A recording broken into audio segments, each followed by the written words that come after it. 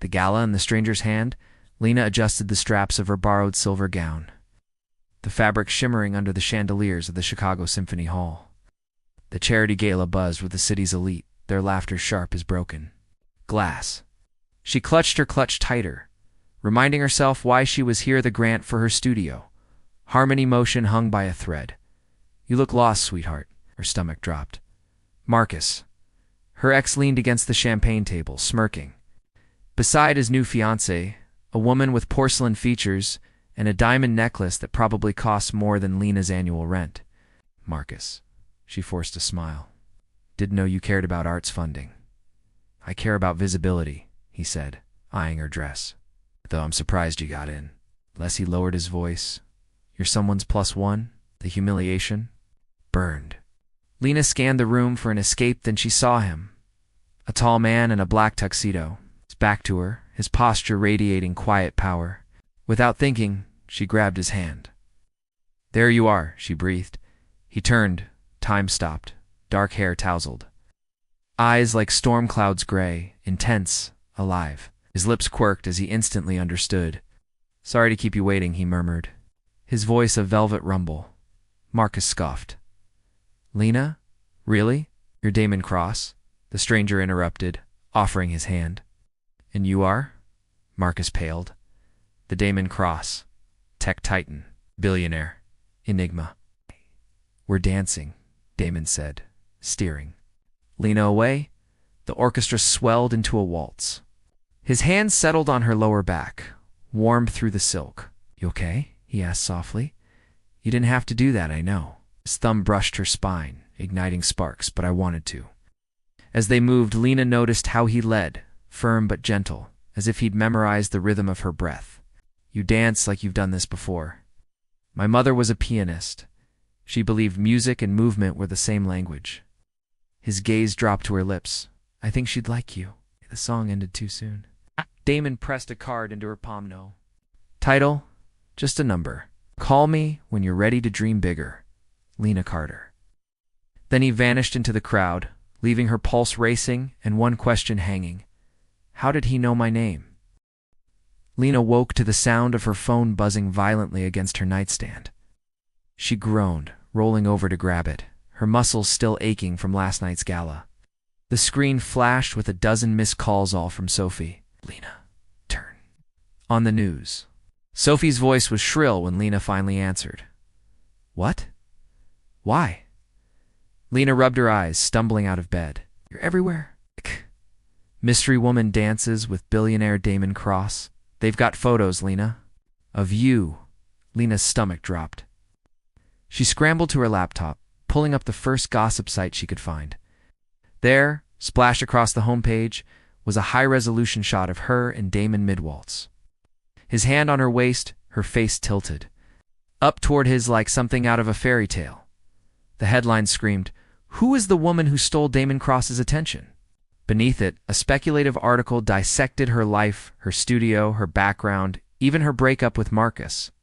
Oh my God. Lena sank into her chair.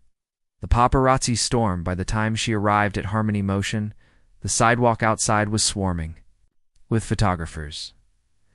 "Miss Carter. How long have you known Damon Cross? Are you two dating? Did you meet at the gala, or was this arranged?" Lena kept her head down, pushing through the crowd until she reached the studio door. Inside, Sophie stood with her arms crossed, looking torn between amusement and panic. "Well," Sophie said, "you wanted funding. Now you've got the whole city's attention." "This isn't funny," Lena hissed. I grabbed his hand to avoid humiliation.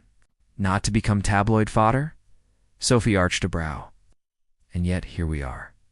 Lena groaned, pressing her palms to her eyes. "What do I do?"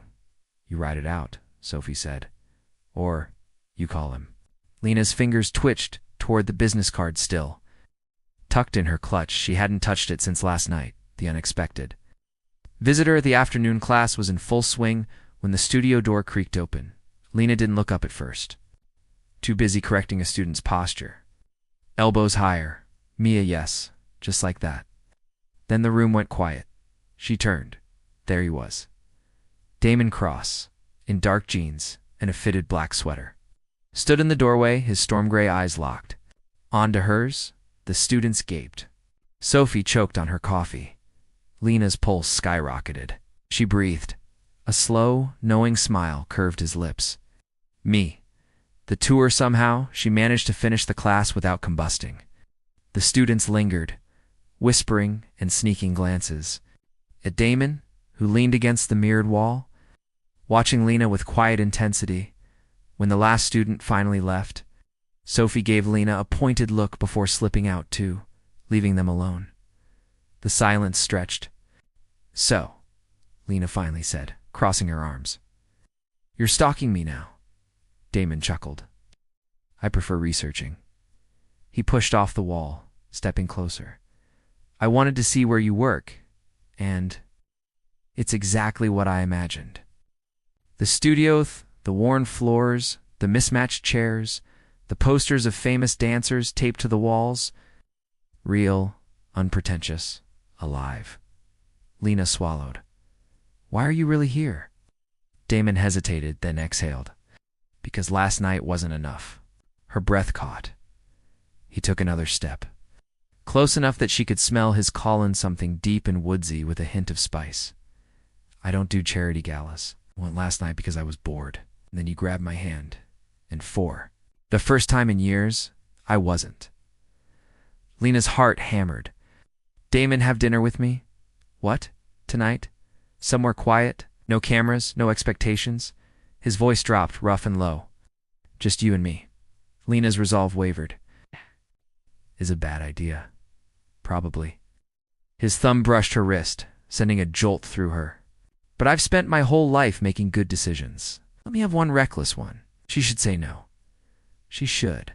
But then his fingers tangled with hers, warm and sure, and the word died on her lips. One dinner, she whispered.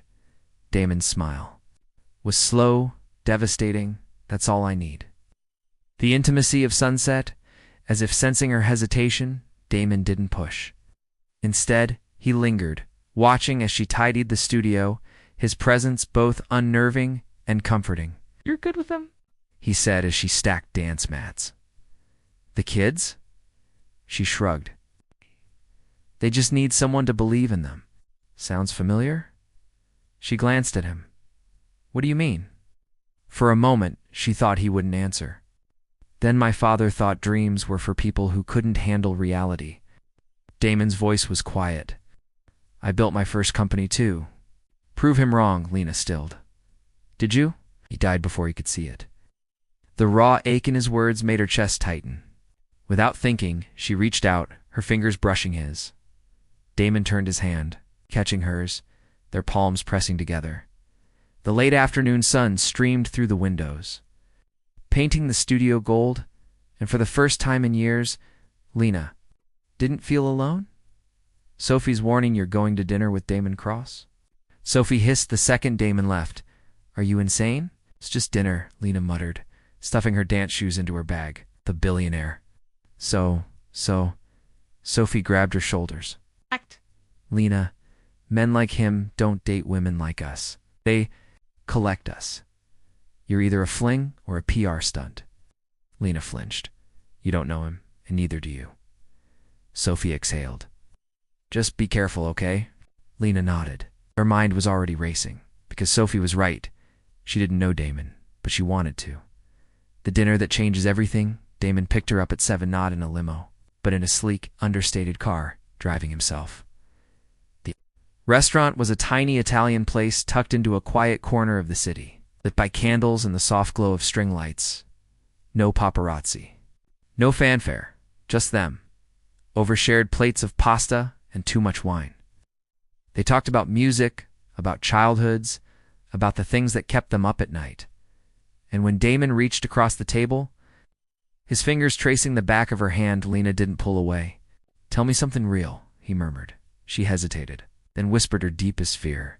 I'm terrified my studio will fail. Damon's thumb stilled against her skin. It won't. You don't know that? I do. His gaze burned into hers. Because I won't let it. Lena realized she was in trouble, because Damon Cross didn't make empty promises, and she was starting to believe him. The morning after Lena woke to the smell of coffee, She blinked disoriented, before remembering Damon's penthouse. The night before came rushing back. The quiet restaurant, the way his thumb had traced circles on her wrist as they talked, the way he'd kissed her at her doorsteps, low, deliberate, like he was memorizing her. And then, against every rational thought, she'd whispered, "Stay." Now, sunlight streamed through floor-to-ceiling windows, illuminating the sleek modern kitchen where Damon stood, shirtless, pouring coffee into 2 mugs. God, oh God. She pulled the blanket higher, suddenly hyper-aware of her rumpled dress from last night. Damon turned, catching her stare, and smirked. "Morning," he said, voice rough with sleep. "You're—" She gestured vaguely at him. "Shirtless, in his kitchen. Like this was normal. Making you coffee?" He held out a mug, black, 1 sugar. "That's how you took it last night," he remembered. She took the mug, fingers brushing his. A spark, a silent question. Before she could overthink it, Damon leaned down, pressing his lips to hers, a soft, lingering kiss that tasted like coffee and something infinitely more dangerous. "Last night wasn't a mistake," he murmured against her mouth. Lena's stomach flipped. Then his phone rang. The leaked video. Damon's expression darkened as he listened to the caller. Lena didn't need to hear the words. The tension in his shoulders said enough. "What's wrong?" she asked when he hung up. He hesitated. "There's a video of us." "No, of you." He handed her his phone. The screen showed a clip of Lena outside her studio, seemingly yelling at a young mother holding a child. The caption read, "Damon crosses new flame berates fan in shocking outburst." Lena's blood ran cold. That's not what happened. The woman had been aggressive, demanding Lena introduce her to Damon, even shoving her at one point. But the edited video cut all that out, leaving only Lena's frustrated reaction. "I know," Damon said quietly. "But the internet doesn't care about context." Her hands shook. "This is going to ruin me." Damon cupped her face, forcing her to meet his eyes. "Oh, it won't." But the damage was already done. The board's ultimatum by noon, Lena's phone was flooded with hate messages. Parents called, questioning if she was stable enough to teach their kids. The studio's social media was bombarded with 1-star reviews from people who'd never set foot inside. And Damon.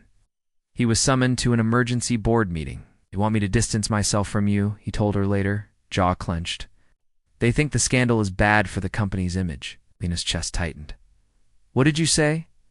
"I told them to go to hell?" She should have been relieved, but all she felt was dread. "Damon, this isn't just about me anymore. It's your company, your reputation, and..." His voice was sharp. "You think I care more about that than you?" She looked away. "I think you should." The aunt's warning, the final blow, came that evening. Lena was locking up the studio when a sleek town car pulled up. The window rolled down, revealing an elegant older woman with Damon's storm gray eyes. "Lena Carter," she said coolly. "Damon Cross."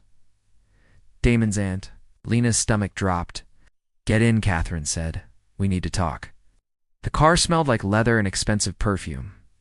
Catherine didn't waste time. "I won't pretend to approve of this relationship," she said, "but I do care about my nephew. And you're destroying him." Lena stiffened. "It's not as bored as threatening to oust him. Investors are pulling out, all because he refuses to cut ties with you." Catherine's gaze was piercing. "If you care about him at all, you'll walk away." Lena's throat burned, because Catherine was right. The breakup, she found Damon on his penthouse balcony, staring at the city lights. "I can't do this," she whispered. He turned, eyes flashing. "Don't, you're risking everything for me." "So, what?" He grabbed her hands. "None of it matters if you're not in my life." Tears spilled down her cheeks. "That's the problem, Damon. It should matter." His grip tightened. "Lena, I can't be the reason you lose everything." She pulled away, heart shattering. "Goodbye, Damon." And then she walked out. The aftermath, 3 days passed. No calls, no texts, just silence. Lena threw herself into teaching, but the studio felt emptier without the hope Damon had brought. Even Sophie watched her with pity. Then, on the 4th day, a courier arrived with a single envelope. Inside was a deed to her studio building, and a note, "It's yours now. No strings." Lena. Crumpled to the floor and sobbed. 3 months later, the first snow of winter dusted Chicago as Lena adjusted the under new ownership sign on the studio door. 3 months, 3 long months since she'd walked away from Damon. The scandal had faded. The hateful comments dwindled. The studio thrived thanks to the anonymous donation that had paid off the building's mortgage in full. Thanks to him, Lena knew it was Damon, though he'd never reached out. Not after the deed, not after she'd ignored it. Sophie leaned against the front desk, watching her. "You could call him, you know." Lena stiffened. "No, he gave you a building, Lena. And I gave him his freedom."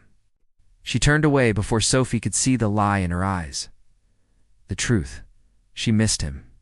Every damn day. The invitation that evening, as Lena locked up, a sleek black car pulled to the curb. Her breath hitched, but it wasn't Damon. A woman stepped out, holding an envelope. "Miss Carter, Mr. Cross requested you receive this personally." Lena's fingers trembled as she opened it. A gala invitation. The same charity event where they'd met. Scrawled at the bottom in Damon's handwriting. 1. Dance. That's all I ask. The reunion. Lena almost didn't go, but at 8:17 p.m., she stood frozen in the same ballroom, wearing the same silver dress. Heart pounding as she searched the crowd. Then dash him. Damon stood across the room, watching her, his tuxedo impeccable, his eyes burning, no words, just a slow, deliberate extension of his hand. The orchestra struck up a waltz. Their waltz, Lena, crossed the floor and took his hand. "The confession you left," Damon murmured as they swayed, his grip almost painfully tight. "You let me. I thought you wanted space."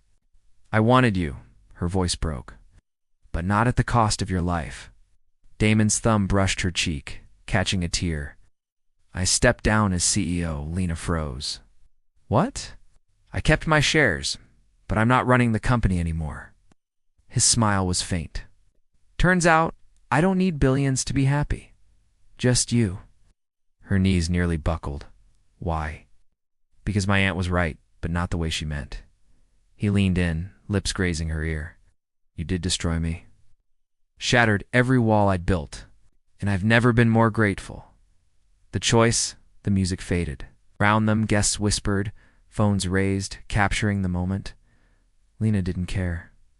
"What now?" "Ch," whispered Damon, dropped to one knee.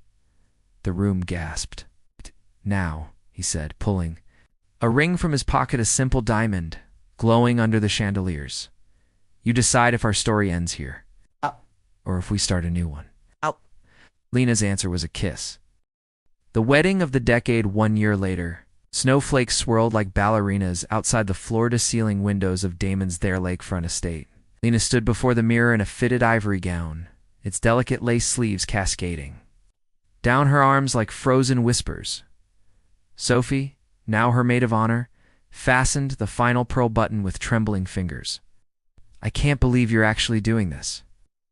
Lena met her own gaze in the mirror, the same woman who'd once fought for a crumbling studio, now standing in a mansion, about to marry the man who'd rewritten her stars. "Neither can I," she admitted. A knock. Damon's aunt, Catherine, entered, her usual icy composure softened by something resembling pride. "He's waiting," she said simply. The first look, Damon stood at the end of the solarium, backlit by winter. Sun, his tuxedo a sharp contrast to the snow-dusted gardens beyond. When he turned, his breath caught. "Wow," Lena laughed nervously. "Too much, not enough." He closed the distance, gloved hands cradling her face. "You look like a dream I'm terrified of waking up from." She leaned into his touch. "Then don't wake up." The vows they married, surrounded by mismatched souls, her dance students giggling in pastel dresses, his tech world colleagues awkwardly adjusting ties, even Catherine dabbing at her eyes. Damon's voice cracked as he recited his vows.